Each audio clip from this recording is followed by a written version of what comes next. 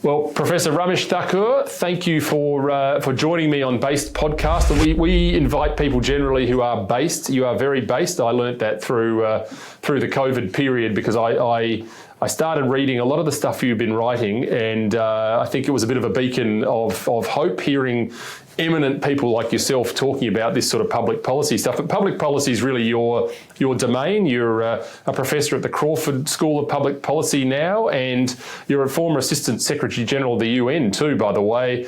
Accomplished author, more books and papers than I could possibly list off now. What else do Based Podcast listeners need to know about you? Well, I think that covers most of it. In terms of a personal side, I was born and raised in India, got my first degree there, my master's and PhD in Canada, and I have lived, taught and worked in Canada, Fiji, New Zealand, Japan, as well as Australia. So it's quite a wide variety of contexts, but through the UN system, of course, I gained extensive, intimate knowledge of many parts of the developing world, in particular throughout Asia and Africa, and a bit of Latin America also. So it's quite a broad mix of geographical background and academic and policy experience. Yeah, it really is. It's a very, very unique skill set and experience set, which I think is why listening to what you wrote and hearing you talk about it has been and was so important during that period. And in fact, one of the things that struck me is you really are and were uniquely placed to take that kind of view about what was happening because you'd seen so many different countries. You had that experience in public policy and in so many different countries.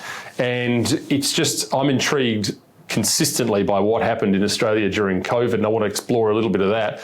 But I mean, just from the outset, is it something? Did we just witness one of the perhaps paradigm shifts in global policy, public policy in the last 2 or 3 years? It feels like that. I hear people talking about it, but is that the way it feels for you? I think so. Just to elaborate on something you just said, one of my roles for the United Nations system was to look at leading research from around the world and, if necessary, invite the researchers as consultants on short-term contract for the UN system, and then distill that into policy implications for the UN that we went back to member countries with. And that means I was always looking at it from a certain level of abstraction and never in the weeds. So I'm not a scientist, I'm not a medical scientist or health expert, never pretended to be. But I do have a capacity based on my qualifications and background to assess what that means for policy, now admittedly for international policy. So that was one. A second thing was I had already retired from the university, and that meant two things. One, I had the freedom to explore something that puzzles me, which I want to come back to as a final part. But secondly, also, I was free from the pressure of worrying about cancellation and losing my job. Maybe there was a third factor, and that is that in addition to my academic side, I've been writing for mainstream media publications, leading national and even international outfits for several decades. So I had a ready-made platform for disseminating my views. So that was one side of it. Then going back to the UN system, in September 2019, the WHO published a century's worth of distillation of experience in research and policy development on how to handle pandemics, flu-like. And when the global pandemic was declared in March 2020, just 6 months later, we abandoned everything from that, all the most important things from that. And I know that science doesn't work like that. You don't abandon the century's worth of knowledge and accumulated data on the basis of one city's experience, giving us data that even at the time seemed highly dubious and has proven to be totally misleading. So I was puzzled by that, and that's when I started looking at it. And because I had the time and freedom, I looked at various aspects and remained deeply puzzled and increasingly worried at the way that the world had gone. And that does worry me long term. Have we handed over control to the technocratic experts who hew to their own agenda and seem absolutely unconcerned about basic foundational values of our system of governance and our societies. Yeah, and that really is the unique skill set that you have, because you've seen the UN working close up. You've seen how a lot of these globalist bodies work. And also, as you say, I think that was one of the things you've written that I read that really resonated with me, because it's so consistent with other areas about this business about needing to be almost in retirement with no fear of cancellation to be able to speak your mind. I mean, that in itself says so much about the pressure acts that we were seeing during COVID. I mean, we see that through climate change. People like Professor Ian Plimer, who, has no fear of cancellation, because he's not retired, but he's, not in the university system as much anymore. And we see it, I mean, sometimes even with celebrities. Often the celebrities that are outspoken about politics in the United States, or conservative politics in the United States, are those that are basically out of the system. So it really does say a lot, I think, about the controlling nature of all of those aspects of our life at the moment. But I mean, Australia did, it feels as though Australia became terrified during COVID. What are your impressions of that? How did you see that playing out, and why were we so terrified? Part of the terror was deliberately induced by some governments. We know that now. The so-called nudge unit, nudged into compliance. A part of the terror, I think, is an increasing risk aversion of modern society. And maybe because I grew up in India, where risk is an everyday reality, and you see death on a daily basis. I mean, you just have to go to any dense populated area in a slum or part of Mumbai, and you're likely to see a corpse being carried along in the main street every day. So that's something that you grow up with. That's been lost in Western society. That is one part of it. The other paradox, if you like, is a previous generation gave up their lives in order to protect our freedoms.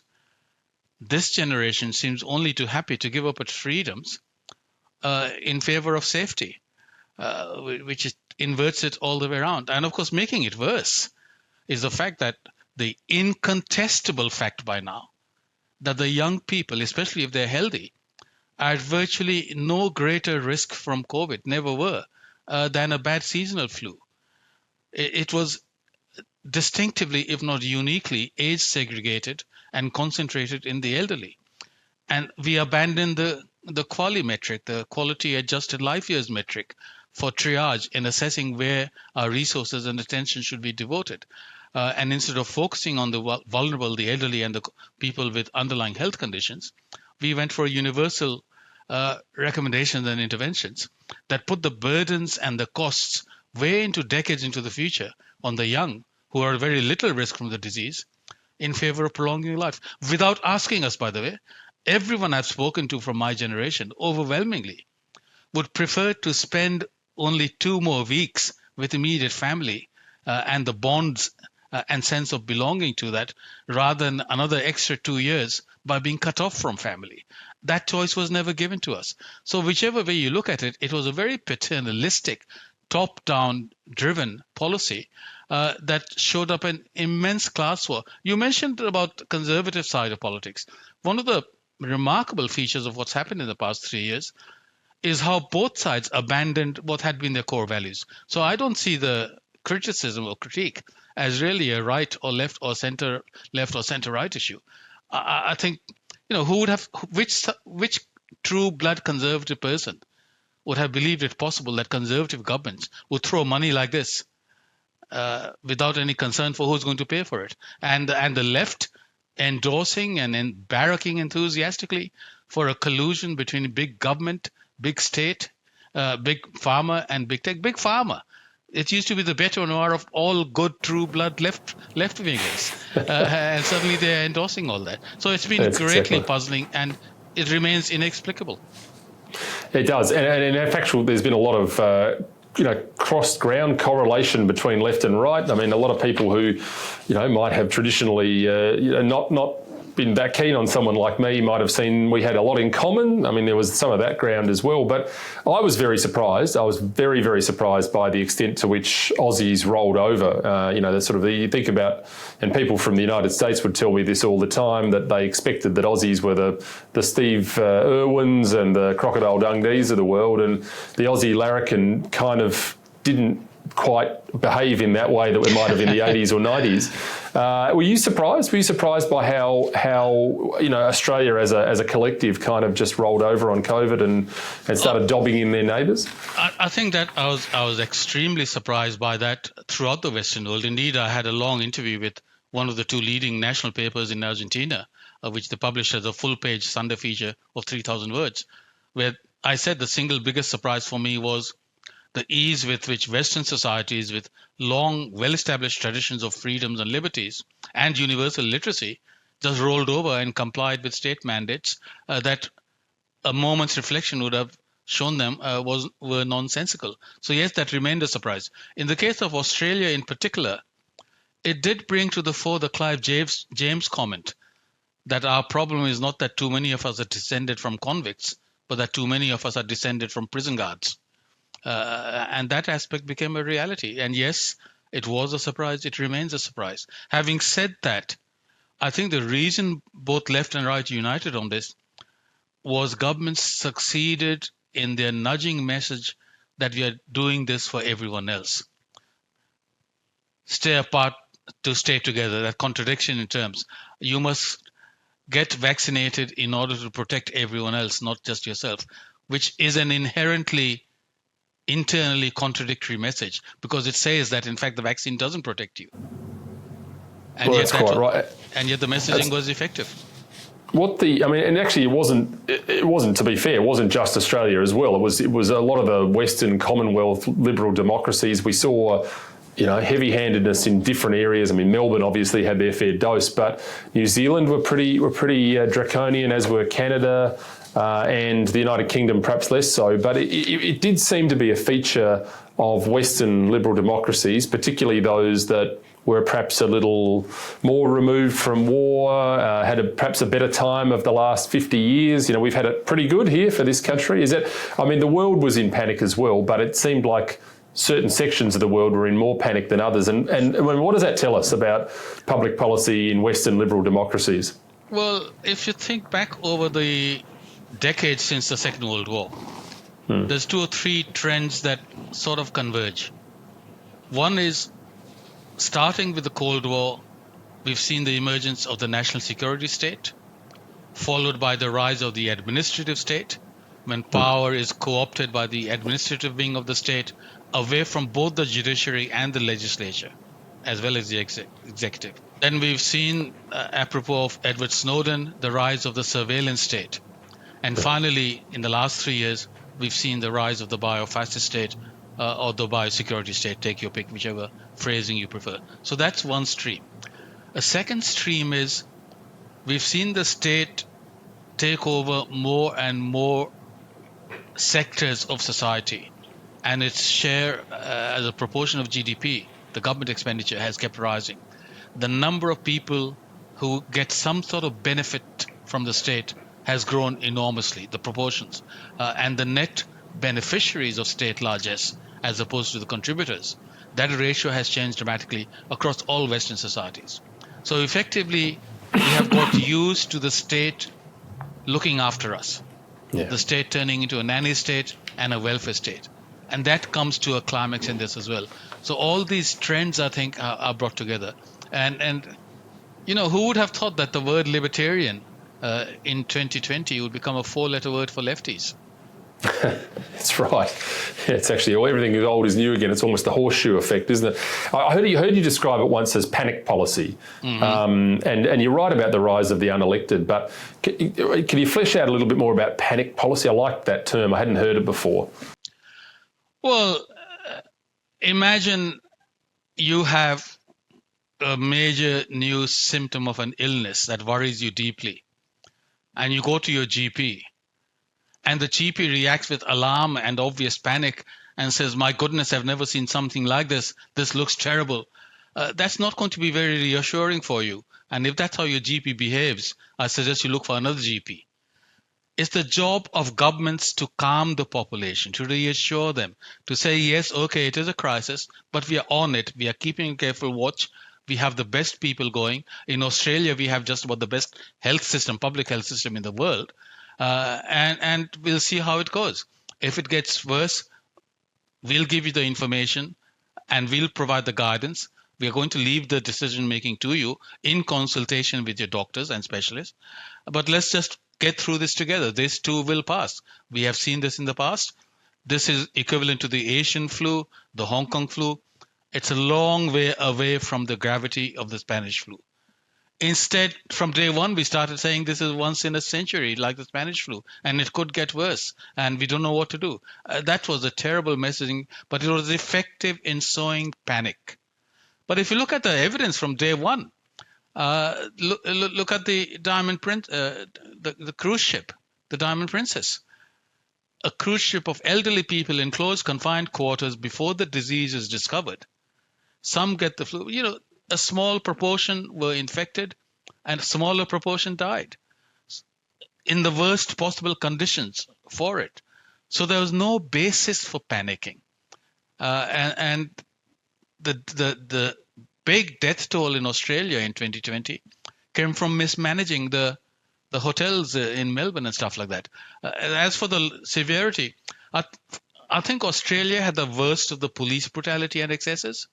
Canada, I think, was the worst in terms of the state excess in debanking. That is now familiar from the Nigel Farage case. That was just appalling that the government would take away your banking, can close down your financial access and banking services because you're protesting. And this from a prime minister who happily praised protesters in India and praised protesters in China, but couldn't tolerate them in his own country. They are fascist and racist and homophobic and all that. So yes, this is something we need to look at, I think, in all the countries and put in place systems and procedures to ensure it never happens again. I don't think we'll get there unless we also hold to account those who led us down into that path. Yeah, and I do wonder about, you're absolutely right about that. It did seem almost like that, as I said, through those Western liberal democracies, those countries, everyone had a slightly different version of it. As you say, the crackdown in Melbourne was probably worse than anywhere else, but, there were variations on the theme in other countries. But it does almost feel as though the system was very similar. I mean, there was a similar level of demonisation. There was a similar, level of state-induced terror, if you like. It did seem very coordinated to the outside observer. Is that something that's come top down? I mean, there's the side of me that looks at, the WHO and, its various ancillary bodies and thinks, well, are our bureaucrats just taking what they're getting from those bodies as read and not challenging them? Is that a symptomatic system of a lazy bureaucracy which then feeds into politics? Or is it something more sinister? I would suspect something more sinister, but not in the form of a conspiracy theory. Sinister in the sense that I would like to look at not just a royal commission into what the governments did, but I'd like an open, independent investigation, not into the WHO handling or the origins of COVID, but in fact, the placement of key people in the health bureaucracies and infrastructure around the world, including the WHO. I think that's where you will find that a small group has been enormously influential in placing its hand-picked people at the very top, who then give advice to the governments that get listened to because governments abdicate their responsibility for looking at something holistically. I mean, we have a minister of health, whether at the state level or at the federal level. We don't and didn't have and should never have a minister for just one disease. And the Minister of Health's responsibility is to balance the different aspects, including mental health. The government's responsibility is to balance all the health considerations against economic considerations, against employment considerations, against the mental and emotional well-being of the people, against the economic future of the young people, the educational opportunities for young people. None of this was done. Why? Because governments handed over control to the technical experts, and the technical experts, there is a very influential international network. You look at the overlapping CEPI membership, whatever that stands for, the Committee for Epidemic Preparedness or Emergency Preparedness of Infectious Disease, something like that. That's where I think the real connection in the interstices of the international infrastructure of the health bureaucracy comes in, and they were handed over responsibility for making decisions on behalf of all of us. And because that doesn't extend into the developing countries because they're not so influential, the developing countries, funnily enough, on this one, have saved us from some of the worst excesses. It's the African countries, for example, that said no to the effort 2 years ago of the WHO to change, to go for a new treaty. So I think we need to look at those connections, and hopefully some people will look at that. And then, of course, the monopolistic situation at a global level of the media and the social media tech giants and big pharma. So that's where I think that the big pharma, by the way, it's the same people go back and forth between that and this other network I was talking about as well.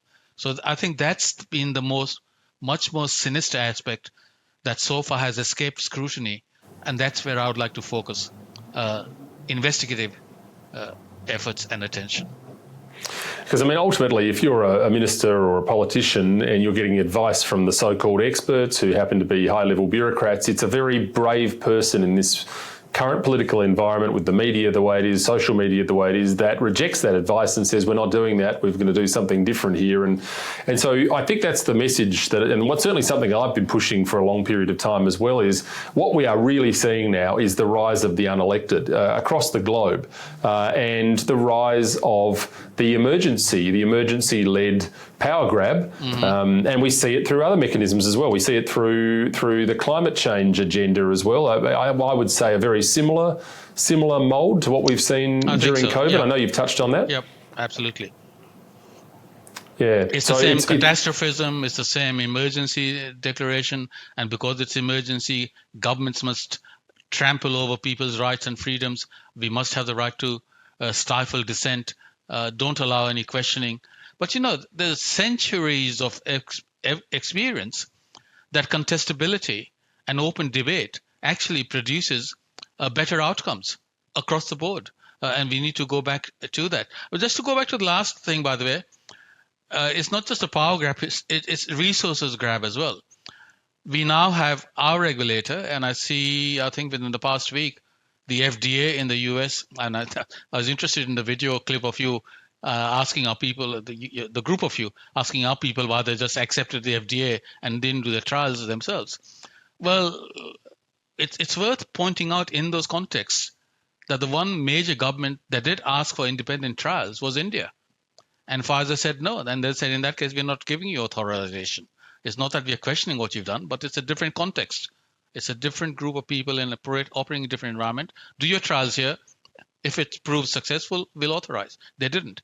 The other thing that India did and resisted, which is now reversed in our case and in the US, is that they're now permitting doctors to prescribe ivermectin. India, that was a state decision. Some states did it, others didn't. And the evidence base for that remains open-ended rather than definitive either way. But there's just been a new study published, I don't know if you've seen that, of a state-by-state analysis in Peru. Some states went for ivermectin, others didn't. And it's a dramatic difference. And what they've done is they haven't looked at COVID statistics. They've looked at all-cause deaths and excess deaths. And it's a dramatic difference in the states that did use ivermectin. If that is correct, that means our regulators are responsible for a large number of needless deaths with COVID that could have been prevented had this been allowed. But if it had been possible to show that ivermectin was effective, then you could not have given emergency authorization use to the COVID vaccines. So I think follow the money. That remains very important. Just to touch on, it's quite an interesting point. You're saying that if there had been another alternative, there wouldn't have been a need for an emergency use authorization. That applies in the United States with the FDA, and we wouldn't have had the vaccines, which we want to get to in a minute, if there had been another way, even if it was only mildly effective. Well, that is my understanding of the legal situation. You mentioned the similarities. under international humanitarian law, to use nuclear weapons, you are not only required to show that it's more effective than conventional weapons, you also required to show that it is necessary, that you cannot get the same results from conventional weapons even at greater cost. Same thing applies here. If there are alternatives available, you're not allowed to give emergency use authorization to vaccines before the efficacy and safety trials have been concluded. That is why you had to ban ivermectin. Do you think, I have often held the view that when the Australian people start to understand what happened through the COVID period, and in particular with the therapies that were given, which I am entirely sceptical about, we know they weren't safe and effective in my view, and I'm sure we share that view. What's your feeling on whether the penny will eventually drop and people understand what happened? Because there are, I believe, serious consequences that have come from this therapy in terms of all-cause mortality and other issues. My view is that Australians are going to be furious when they find out what has been inflicted upon them. Do you have any particular outlook on that? I mean, do you think it will happen? I often use the analogy that it took a long time, if at all, I'm not sure that they ever did, accept liability, that is cigarette companies, tobacco companies.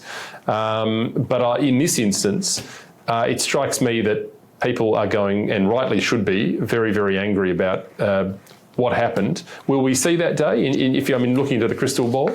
I think we need to speak to behavioral psychologists on that. Given the numbers that went along with the narrative, there may be very strong resistance to admitting that we got taken in so easily. And there may be a psychological tendency to rationalize the decision. We and they tried their best for the time. Anyway, that's over. Let's move on. Let's go on to other things. I suspect that is more likely. I hope it's not. But the only way it's not going to be that is, in fact, some jurisdictions do start criminal prosecutions. And in fact, I think there's an element of that with the journalists and the media class. I mean, so many of them were so heavily involved in the terror, the fear campaign, if you like, and also with the pushing of this therapy, these vaccines, that it strikes me that many are almost, even if it's something as base and primal as a degree of pride, we'll always struggle with admitting defeat on this one. That must be a serious roadblock as well. I think so, yes, absolutely. Yeah. What about this issue, this strange phenomenon that popped up where, and I think you talk about it in some of the papers you've written about, compliance becoming a moral crusade. Now, it feels like it's a relatively recent phenomenon. Here in South Australia, we had the Millennium Drought, which saw every person in the city putting up signs saying bore water in use, not using tap water. That was the first time I had seen people using almost compliance virtue, if you like, people showering with buckets around them and these sorts of things. Now, the rain's changed. There obviously was a drought. We now see that with climate change, but I don't think we've ever seen that more stridently and ardently than we did through COVID, where simply the use of what we believe would be an ineffective tool, a mask, was almost a badge of honour. Some people are still using them. It's a strange phenomenon, but I mean, it seems like it's a very Western phenomenon. What do you see on this sort of issue of compliance as a moral crusade? It's not just a Western phenomenon, though, because it's very strongly etched into the Japanese psyche as well. And it's a very effective argument. I think the need to act morally is a very powerful sentiment in human beings. That's what gives us a moral society, and we can't function without that. Now, it can be abused, and the way to abuse it is to nudge people into believing what they're doing is for the welfare of the whole community, including themselves, that the inconvenience to an individual is small and minor compared to the community benefits overall. And if therefore those who resist must be demonized and vilified and othered and placed outside the moral framework, beyond the pale, which actually comes from the history of British colonialism in Ireland, that someone is outside the pale, outside civilized behavior, and treating them roughly then becomes justified. But, there's all sorts of dangers down that, and that's where I go back to my wide international experience. Think of the concept of honor killings. The reason the word honor is used there, a man who's prepared to kill his own daughter because she has engaged in premarital sex, or is saying she wants to marry someone from another caste or another religion, the notion that that is a violation of the honor of the family and of the clan group is so strong that a father is prepared to kill his own daughter and a mother will join in. So that moral element becomes a very dangerous element at a certain level. And yet that was encouraged. So we felt it our moral duty to snitch on our neighbors. I mean, we are back into Nazi and Stasi eras where we have to call in people who are violating the edicts that have been passed without thinking of if the edicts make any sense. And maybe the person resisting is not doing you any harm, or not doing any harm to themselves, or only to themselves. So we abandon thinking. We abandoned our critical faculties. And you wonder about, have we really descended to the level where mass education now is actually mass indoctrination? The balance between education and indoctrination, the emphasis on critical thinking, the need to anchor policy and scientific knowledge in data and evidence. I've been absolutely flabbergasted and taken aback at the abandonment of all that. And when doctors come out... What do you put that down to? I don't know, but it's all part of that overall trend. When doctors come out and say, if you go out by yourself to the beach, that's a very immoral thing to do and is risking the spread. But masses of you protesting in favor of Black Lives Matter, that's a public health issue, so that's okay. And you think, wait a minute, this is, there's something basically wrong there, but people accepted that. It basically defies logic. I mean, it does. And I think this is the thing that frustrated people like me and you during that period was it didn't make any sense. We could show from a very long way out that these vaccines didn't stop transmission. Therefore, there was no basis for a mandate on any level. And yet our public health systems, it didn't matter what you were doing, you were beating your head against a brick wall. So I have this theory that we are now well into and well through, if not completed down the other end, the era of the long march through the institutions, and that we are now seeing a rise of neo-communism, neo-Marxism, whatever you will see. This notion that the Marxists and the communists were once upon wearing Mao suits and now they're wearing three-piece suits, Hugo Boss three-piece suits. There must be a reason why Australians and other places in the West have become so susceptible to these kinds of things. Is it a case of the education system from 40 years ago, when perhaps I was at primary school, has let us down to the point where the critical thinking has pervaded all of our institutions, the corporate sector, the universities, and now our captains of industry and our bureaucrats? Or is it just more of a pendulum that eventually things swing? It does feel to me like 50 years ago, for a variety of reasons, what we saw 3 years ago would never have happened.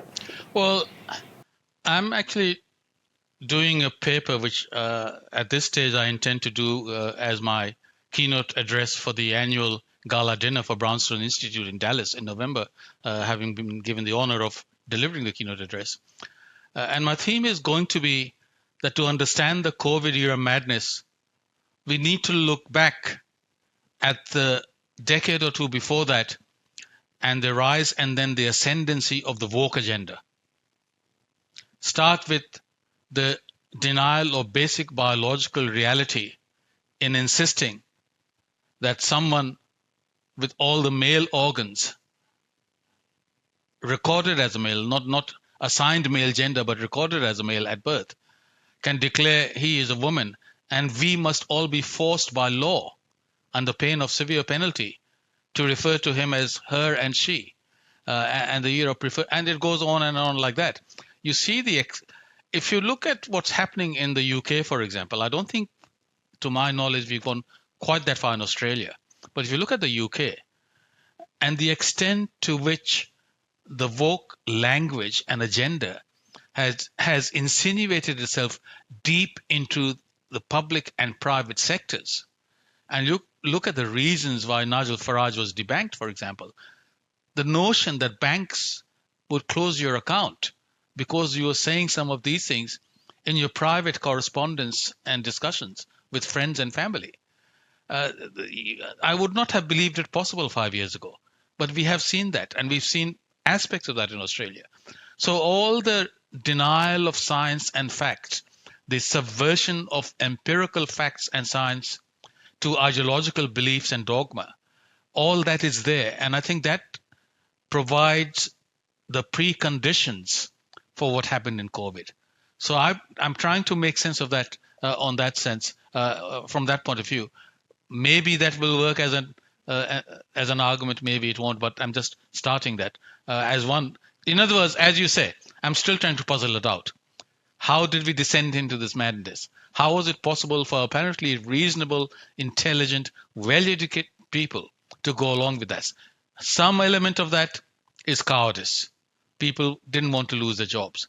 But even there, I'm disappointed in the extent to which that happened. You don't need 100% of doctors to speak out. You don't even need a majority of doctors to speak out. But if 10% speak out, that makes it very difficult for the state to silence everyone else. It does. They didn't. It does. And that was very disappointing for me. And it brings us back to the old notions of this, as you say, the swing in politics. I mean, we are now, and people like me who never would have been in this situation before now start talking in terms of collectivism. You know, I often made the point that it was a shame there were only 2 or 3 AFL footballers that took a stand. I assume there were many, many, many more who were uncomfortable with being forced, you know, into this therapy, into these COVID injections. Only a few took a stand. But, you know, if 50 of them had, you might have seen a very different reaction from the league. They might have started to see a very different outcome and a very different position adopted. But we didn't see any of that. The nurses' unions did not back the nurses in on their mandates. The police unions were better in some instances. The SA police union was slightly better. And they still haven't been taken back. But they still haven't done that. Yeah, and in actual fact, they rolled over. And if you extrapolated the same situation onto a pay dispute, they would have fought tooth and nail. But the unions let people down. I mean, from where I sit, the only answer is people being back involved in the political cycle, wherever it may be it party politics, be it their professional institutions, sitting on boards of schools or whatever it may be, in order to ensure that we do get that voice back in. But absent that, I think people are sitting prone on this stuff. Having said that, Alex, can I give you a couple of more hopeful rejoinders to that? One, through all these years, right from the start, I have never been queried by my university, let alone rebuked, let alone told, you're on your own. They've never questioned me on that. And that may be because my approach was always to look at the facts themselves and then work outwards from that and read the different accounts as to which makes more sense to me. And so I think I was the first one in the country to point out, for example, that the New South Wales Weekly Surveillance Report, on page 1, you get the claim that the unvaccinated continue to be disproportionately represented in ICU, hospital admissions, and mortality statistics. And then I look at those 2 pages later in the same report, and the numbers is 000 for unvaccinated. Now, it is mathematically impossible to be overrepresented if your own number is 0. So I was the first one to pick that out, and they stayed with that discrepancy for 3 or 4 weeks. And I actually said, does the Minister of Health read her own report? What about the COVID advisor? Do they read those? So that's, I think, protected me to some extent. The second thing, on the example of sporting people, when Djokovic was deported, there was still overwhelming majority support for government on that. I don't think they would have had that support this year if they had tried to repeat that. So yes, there is that awakening, but the awakening is, okay, we've now had the vaccine, we are over it, society is much safer. I don't think the awakening has gone to the next level of we should not have been put under that despotism to begin with. So medically idiotic advice, politically despotic rulings and diktats, and the symbolism, the intersection of that, the Zoe Buller case in Ballarat, which to me remains a defining image of the madness and the police brutality in Australia. Yeah, absolutely. And of course, the other factor to all of this is as you describe it, media malfeasance, which is a very good term. It used to be that the journalists would keep the politicians honest, would keep the bureaucrats That's honest in this sphere. That's the job. That was their job. Yep. And that certainly did not happen during COVID, and increasingly I don't think it happens full stop. What has happened? It felt like we woke up and, I mean, I don't know how much trust we had in the media prior to COVID, but there's certainly none now. What is it all about? Is it just ownership? Is it that these media organisations are owned, or how does it work? Partly the media has become corporatized, and they're much more attuned to the profit bottom line. Partly it's that they've been hollowed out, and capable, competent journalists are few and far between, and they're concentrated in the cities, and they exist in echo chambers talking to each other. But partly it goes back to something else I was saying earlier, this international network. If you think about it, one element of that is the Gates Foundation embedding some journalists that it is funding into some of the leading newspapers around the world. And they became, if not the leading, then one of the leading health journalists in these media outlets. So there is that network again that used its presence to argue for the case. And that, as I said, I think needs to be looked at much more carefully.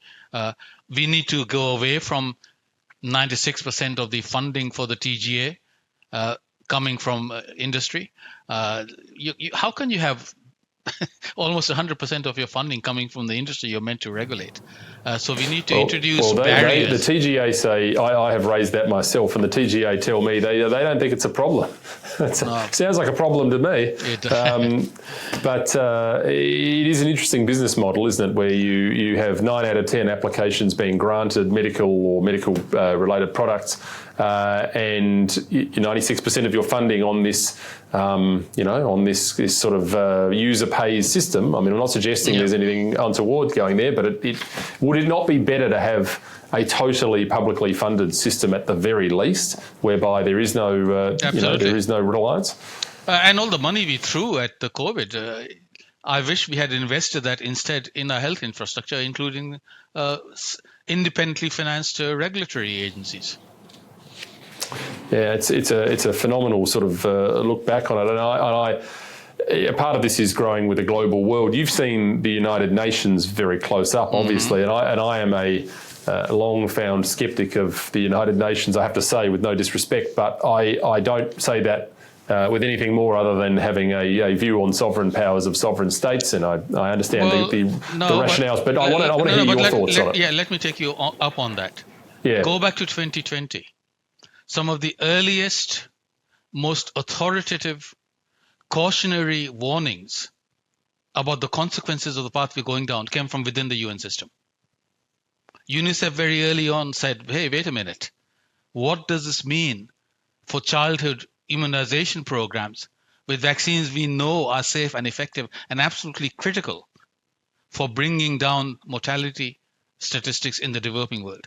What does it mean for educational opportunities for kids in the developing world? What will someone who is a daily wage laborer and reliant upon his daily wages to feed his family, what's he going to do if he's locked up for a month? What will be the impact on his children? Well, they said, what are the incentives now for putting the child to work as a domestic servant with all the education laws? And what about the risks of child trafficking, both with boys and particularly with girls? And the impact on domestic violence. So a lot of these, if you go back, the best early warnings actually came from inside the UN system. So when we attack the UN, and I've been very critical of aspects of the UN, we just need to differentiate which part of the UN are we talking about. There are parts that are still very good. There are parts that are highly politicized. Well, that was the question I was going to ask. The WHO failed the test in this instance. But it's the WHO that's responsible for eradication of smallpox. That's right. Yeah. This is the question I was going to ask. I was getting to that question is it the case that we see good sections of the UN, bad sections of the UN, sections that need work and sections that have been dragged down? I think you've answered that question. I mean, but also, just a final element on that, tying it to what we were discussing a moment ago about regulators, the WHO funding formula has changed completely. It began with most of the money being assessed contributions that governments were paying into the actual WHO budget. 75% or so now of its budget is voluntary contributions mixed from governments and from the private sector. I think the Bill Gates Foundation is the second or biggest contributor, but these private fundings are directed funding. They tell the WHO what we'd like this money spent on. So in that sense, the WHO has been captured and can't set its own agenda and priorities and do its own. That's again a same problem. I think we need to follow the money and say, no, if we are going to have a WHO that is a necessary component of coordinating international health responses, we have to make sure it is genuinely independent and not just hand over decision-making and budgetary responsibility to unelected people that have their own agenda. That's where it fails down or falls down. And what about, and people are very confused but very concerned in large parts about the international health regulations and the pandemic treaty, as it's called. You'd be on top of all of that, and for the benefit of those that are listening, do you want to unpack that and just explain the difference and the concerns? I know you have concerns, I have concerns. There are two things. There are two legal routes, and then there's the substance of the concern. The legal route is for a new treaty, international treaty, you need a 2/3 majority of the WHA, the World Health Assembly, which is the governing board, which is member states. And then because it's a new treaty, it will need to be ratified in member states.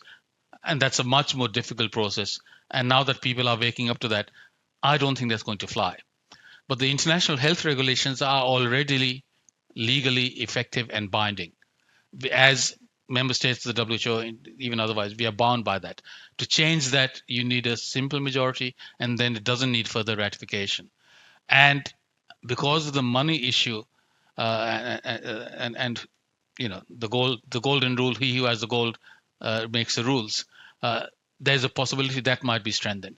What they're proposing is that the WHO Director General be given the authority to declare a public health emergency or of international concern, and be then given binding powers to impose measures that were undertaken over the last 3 years, like border closures, lockdowns, school closures, and be asked for more resources for themselves, and ask Australia, for example, to provide more resources to another country that needs it. In other words, it's a transfer of resources and sovereign decision-making authority from the state to the WHO, and not just to the WHO, but to the Director General. And the 6 regional directors around the world, they will also have the parallel authority to declare such emergency and use the emergency powers for within their region. I don't trust that. I think it removes the responsibility and accountability from where it should be, which is at the state level. I think all that we have seen over the past 3 years indicates that it will be abused, one, that it will lead to incompetent, suboptimal outcomes at the behest of those who control the agenda behind the scenes. I don't trust that. I don't think we should be any part of that. I think at the very least, our parliament and its appropriate structures should investigate this thoroughly with submissions and with evidence and testimony provided in person by some of the responsible people, and they should be interrogated quite seriously and should not just be a Mickey Mouse effort to assuage public concern, but a real substantial investigation. What is this all about? Where is it coming from? And should we be concerned about it? My answer is yes, we need to be very concerned about it. I'll be very loath to hand that over to them. I'd rather, even with all that we have seen, I'd rather trust our system, our experts, our government, than trust the WHO. They can give us advice. It's for us to take that on board and assess it in light of what our own experts say. And I think we need to look at selecting a better caliber of CHOs than we've had, unfortunately. That has not been a high-profile career path in the past. I think it needs to be looked at.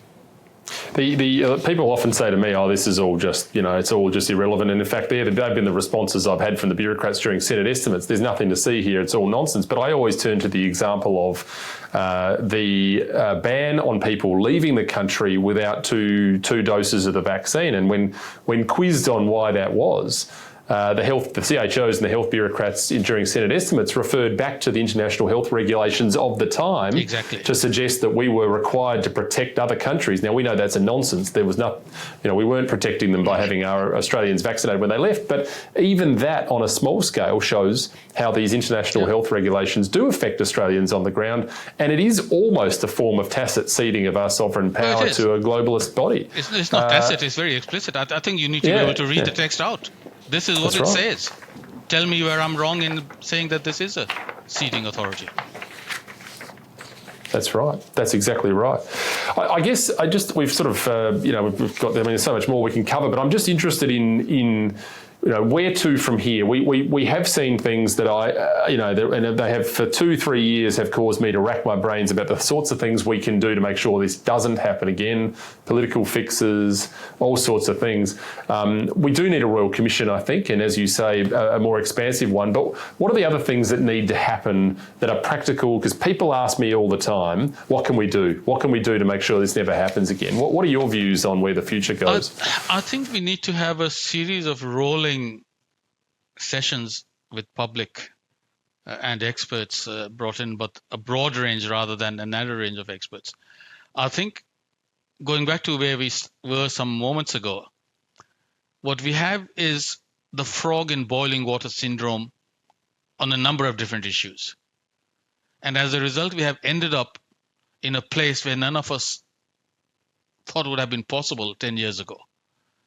And we've allowed that to happen because it has just under the surface bubbled away and has caught us by surprise when it all comes together.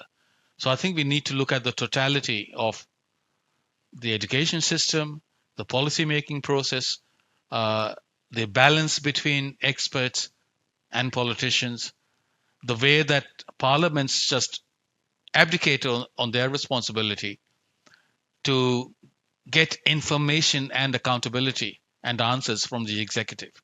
I find it difficult to get too exercised about giving voice to a small fraction of the population, when in fact the vast majority lost their voice and acquiesced to that. And MPs, we need to look at how well the aspect of career politicians are serving us. I think we need a much broader representation of life experience in Parliament and in the executives. So all that, I think, needs to be looked at. Instead, what we have is this very basic breakdown between the laptop class, city-based, Zoomable, can work from home, and the working class that looks after the basic needs. If we had had total shutdown, if the garbage bin collection services had been shut down, lockdowns would not have lasted that long. They lasted that long because the elite was able to have its needs met. And once the vaccine became available, then the truckers had to be vaccinated and it was no longer safe for them or for people they were serving to be on the roads in Canada. That sort of things. We need to look at all that as well. It's been a subversion on a broad range of foundational values and foundational structures of governance that connect and link ordinary people to their elected representatives, and through them give them control over what the bureaucrats and experts do. That has been reversed. We need to go back to the idealized, or if you like, proper relationship between citizens, MPs, governments, and experts. Yeah, I absolutely 100% agree with you on that. I think that's been part of the issue. I totally agree with you on career politicians. Part of the issue, I think, is if it's all you know, politics is all you know, and you have nothing to fall back on, you're going to be risk averse. But there's so much more to it than that. And it's been a great pleasure. It's been a very, very good chat. And I've been looking forward to doing this for a long period of time. I really, really enjoyed what you were writing during COVID. It was a breath of fresh air and a sort of a crutch for many of us that were looking for answers. So thank you for all the work that you've done and do. And, thank you for being with me today on Based Podcast. Thank you. And to coin a phrase, it's been a cry from the heart. Thanks. Thank you, Professor Ramesh Thakur. Thank you very much. Take care, Alex. Bye. Thanks. You too.